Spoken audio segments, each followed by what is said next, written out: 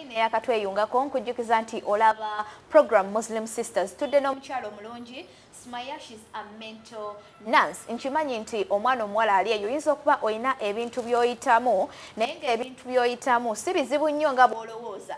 Naye olw'okuba oyogera n'abantu abatali batuufu abongera okunnyikiza omutima gwo mu kintu ekyo ky'oyitamu ogenda olaba ng'olinga atalina solution naye ng'ate solution gye ziri y'ensonga lwaki olunaku olwaleero nagambye kandeete Sumaya twogere ku ebirowoozo ebyo by'olina ebyagala okukutuusa okulowoozesa okwetta tuyinza tagguluta tutya obwongo ne tubulaga nti waliyo ekintu ekiri better okusinga okulowooza okwetta because life is a beautiful thing. It's a blessing. I can't stop. I can't stop. It is a blessing. Smile wetumulidde nga mbawadde ka story abatulaba wamu naawe kwoli omwami eyali apassinga through a difficult moment obulwadde nafuna n'obulwadde because whenever we think much more this is our nervous system netandika okubanga energy gye yandikuyambisizza okukola ekintu ekirala eri mu kugikozesa okuddaabiriza pressure gy'ogitaddeko oba kikola sensi. Abantu abamu bagamba when you get worried where does the pain come from? Wawulirangako ng'oli so nervous otidde omutima gukuba. You have pain in your stomach. You're like, oh my God, I can't. Like, you're so anxious, you're so scared. Abantu abamu. So, abantu njagala bakirabe nti sometimes mental conditions, they resonate with, because it's the whole body. Omuntu ono wa waggulu, bw'abanga takola bulungi, meaning agenda ku disorganizing everything else. Kati oba olaba buli bw'obanga otidde, fear is not physical, but it gives you a physical result. You start having pains, mulubuto, you start having ulcerations. Why? Because you're fearful. So there's something we call co-occurrence. These co-occurrence conditions, omuntu obeera oli worried, oyise mu mbeera enyigirizibwa kati ng'oyo omwami gw'obadde otugambako yali afiiriddwa abaana be, afiiriddwa mukyala, kwegamba there was a lot COVID-19 byatwala abantu baffe byabayisaamu bingi nnyo si n'omu yekka but bangi nnyo abantu baffe, especially people that are not open to sharing and all that. Kati buli bw'oleka embeera eyo n'ekunyigiriza nga tolina muntu gw'oyogedde, you've not gone to seek for medication or help, or because that's the easiest way we deal. The best way, Albert said, the best way to deal with mental health is talk. Talk therapy. Nga bw'olabanga tutudde wali. Yes. Ebyo bye wawuliranga. You don't have to pay a lot of money. Bwe wawuliranga edda abantu baffe edda babikolanga batya. Genda yogereko ne mama wo. Genda yogereko ne ssenga. Jjajjawo n'oli mwandigenze ne mumukola ki. Kubanga bwe twatulanga ne jjajja yabangako ebintu byakola ki. Byayongera okulambulula. Kati awo mu mbeera eyo ne mubeera nga you ease up all the pressure. Omukyala bwe yanobanga edda bamuzangayo wa ewaka. But in so doing yagendanga neyeetowolokosa n'akaaba amaziga n'abeerako awantu nga bamujjanjaba bamuddaabiriza bamufaako. Mental health is support system. Omwami oyo kye yalalakinga is support. Kubanga yali lonely. All the responsibilities are looking at him. Luli yali ne mukyala we gwe basobola okubaganya ebirowoozo ne bagamba nti wano omwami kino oba tusooke tukole kino ekisooka olindeko tusooke tukikole bwe tutyo. Sumaya wa senior 2 ne waliwo Hajar wa senior 4. Tusooke tutinge ku waffe. Kati you get to balance kubanga olina munno gw'okola ki. That support system nga wano tekyaliwo. Meaning buli obulamu abutambuza atya omu. Naye kati tulina okugamba abantu baffe nti bannange when something like that happens mu buzibu obwo oba mu kulowooza ennyo oba mu handling a life alone, it can easily put you under pressure. Kubanga bw'ovaawo from stress and then you have palpitations. Kubanga you're always under a lot of pressure. Notandika okubeera omutima nga gukuba nnyo. Because omubiri ogutadde mu the other situation of being not at ease. You've tensed it up like this. Ogutaddeko tension y'amaanyi kubanga it perceives stress, worry nga threat. Exactly. Kati gwo gutya ne gutandika ogamba we are not used to this. Oshitegera kati kuweemu kino. And it's a way of kwetasa nti oli under a lot of stress omubiri gwo gubera bwe guti so tensed up nga bolaba nti mukutte combat I'm guarding myself nga bolaba batte enkoko omubiri gwayo nga bagisse it is not the same kukaluba because that's also how our bodies are, especially when we are under a lot of pressure.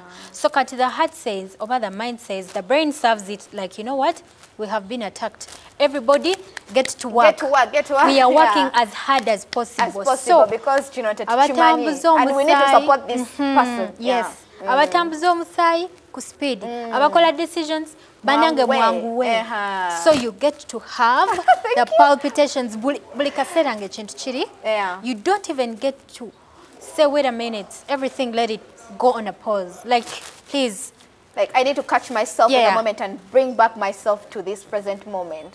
I'll be like obanziruka nnyo, I need to pause. Yeah, I think that's what we miss most of the times, Hajara. Nti ebiseera bisinga we are on a rush. Tudduka. But then you want to go. And guess what that does? It makes you miss the right now. Nodduka ngogoba ebiri ebitaliiwo. You're chasing because, for the unknown. She's called Brianna West. She wrote and said the past and the present are just illusions. Illusions, that's it. What we have is the present moment. And right now. Right now, the now. Oshegera. Nate tudduka mu now ne twagala ogenda eri mu future oba sitini tuddayo ko emabega. So we get nga tetuli balanced. Kye tulina okutegera Hajara nti tetusobola kufikisinga everything else that has gone wrong in our lives. Start with you. Feel you first. Soka weeyagale. Kye twogeddeko wali. If you love yourself, I am able to love Hajara. Yeah, in a very good way. If I am patient with myself. If your cup is full, binebika byogendo tuwaka tena naffe bimala. But if I keep giving you everything, you're emptying your cup. Omwana omuwala buli bw'ayagala ennyo n'alowooza nti now I am married, my identity is lost completely. Kiba kitegeeza nti yapowarenze n'amalamu. Kati ekyo kye kimuleka, what that leaves, it leaves an empty cup. So natandika okudemandinga for what she poured out. Give me attention. Nabo tebali okay. Bagala te yabongere. Exactly. Netandika okuwaayo obulumi because now nsigaza pain yenina. That's what I'm going to be giving out. And people keep asking why, like Racha Bachala Bano, Bali, so why do we have women that are going through depression every time? Like I'm stressed, I'm doing this, why? Marriage, relationships. It's because twera bidanti fenafa bachala. We are worthy. You are worthy of love yourself. You are worthy to take care of yourself. And you expect somebody else to do it for you. And that's why olowooza omuntu omulala agenda kikkolera nga weeyagala akikolere naye agenda kikkolera mu ngeri gy'alowooza gy'ayinza okkikoleramu osigala era nga tokkuse nga tekimala. Kubanga it's only you who can fill that cup of yours. Thank you. Kyenjagala abantu okuteeka mu bwongo nti ne bwe tuba, if we are going to look for solutions to how we can have quite a serene mind, tetwerabira nti ebizibu byo tebigenda kuvaawo. It's part of us. So I don't want you to have, I want you to jet out that possibility or that mind of saying, I think whatever they are going to tell us is going to make everything smooth for me. That's just life. It's a fact that we cannot get rid of. However, there are coping mechanisms that you've gone through a bad relationship. I tend not to be notogera kubuntu butono, but whatever you're going through, chiteke mu space yene kizibu kyetwogera. Whatever problem you're going through, you can wake up and cultivate things. Abana bawala twesuliridde nnyo Hajara. Do we even go for exercises? Exercise is one of the most practical ways we can use to relieve stress. Because you are supporting your brain. Oli mu kuteekamu neurons, empya chemicals, empya whenever you set out. I learned how to exercise without any motivation. I know. Because I was like, you know what? I'm not exercising to lose weight. No. I'm not exercising to have a good figure, No. But I'm exercising to support my brain. And to feel good. And to feel good about me. If you find me a week when I've not really taken time to work out, I am in shambles. However, when you start to exercise, you start, it talks a lot about yourself. When you start to take care of yourself, self-care, self-care is not about do makeup, go to the movies, or do whatever. Exercise is one of the reasons. Self-care. Nutrition. Engage all support your mind. Njagala soko oje narrative eno nti nchikola oba kusanyusa muntu oba kiye. Njagala okikole to support you. To support your brain, to support your nervous system. Because the bona supportinga egenda ku supportinga back in a healthy way. So and when you eat very well, Hajar, when you eat very well, you feel good. You look good. There is nothing that makes a woman feel good and act good by the way they look and feel. You're even going to be more patient. Let's try to have supportive people around us. Let's get to have supportive people, a support system. A healthy supportive system. A health support. Not a toxic one. True.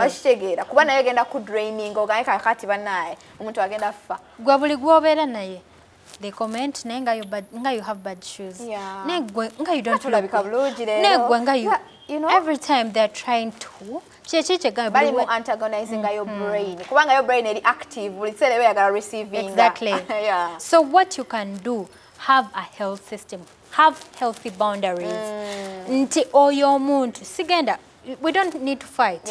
However, I can create a health boundary that you can't cross. And we can live in good harmony. And I mean, it's okay to say no. Like status yo guy or yo muala sagala jiraba. Let me mute them. You are allowed to mute, to delete. You're allowed to, I mean, to block. If you want to, for your mental health, support your brain. Your brain is going to support you back. There's also something, before we go to tell someone, let's nurture a habit of writing down our thoughts.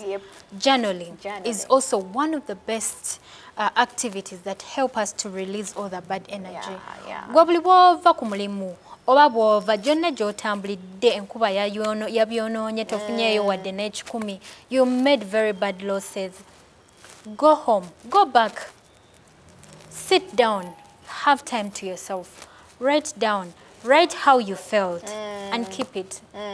Whatever you do, when you nurture that habit, okay, how did I handle this? How did I handle that? So it keeps you, it gives you a habit, a new training, so that you channel your mind. I was here, oh my God, how did I handle that?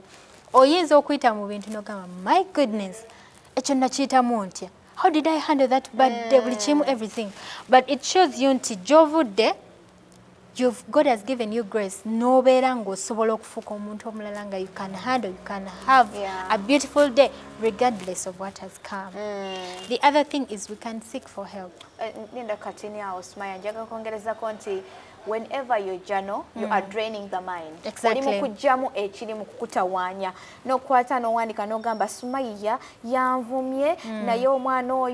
But it's okay.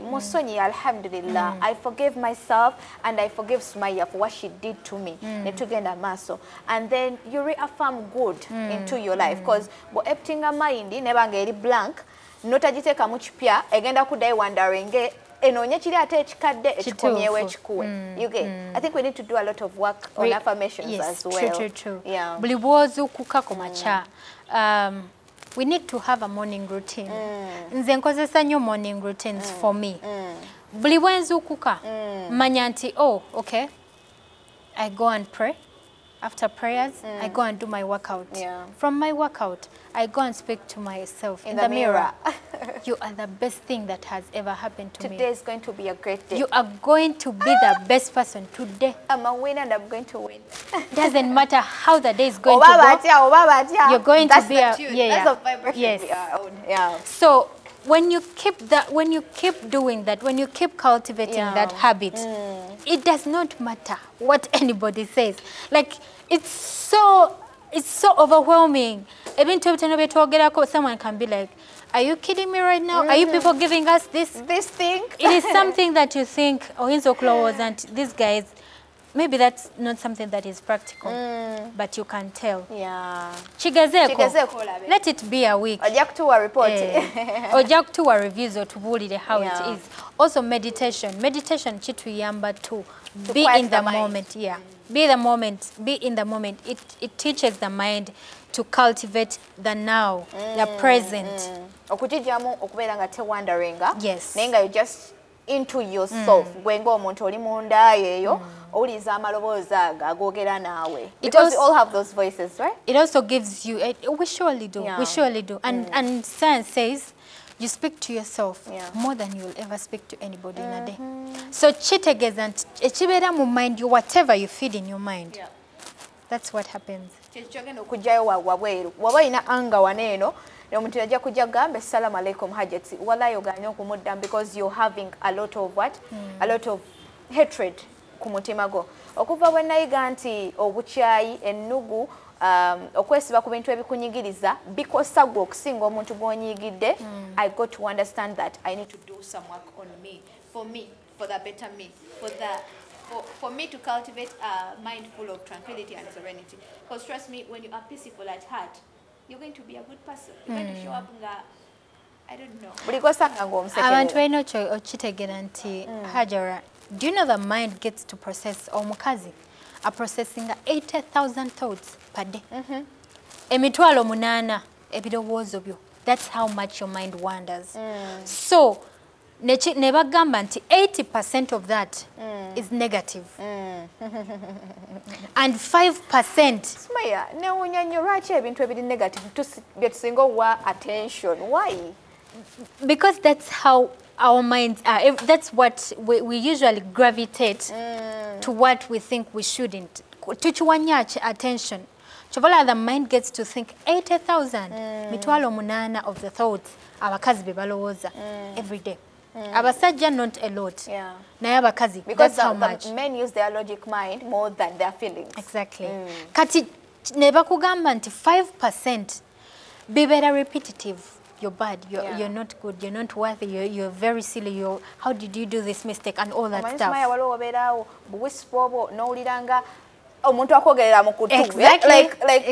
You thought so much of something bad that it is repetitive. Like you say, those voices whisper and whisper until they scream.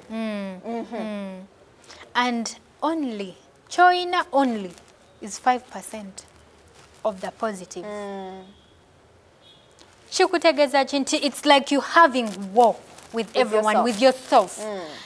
Like it's like entering. I usually, when I'm thinking about my mind, I usually picture a very dark room. Janyingiramu went, and every gun is pointed at me. Oh, those are the negative thoughts.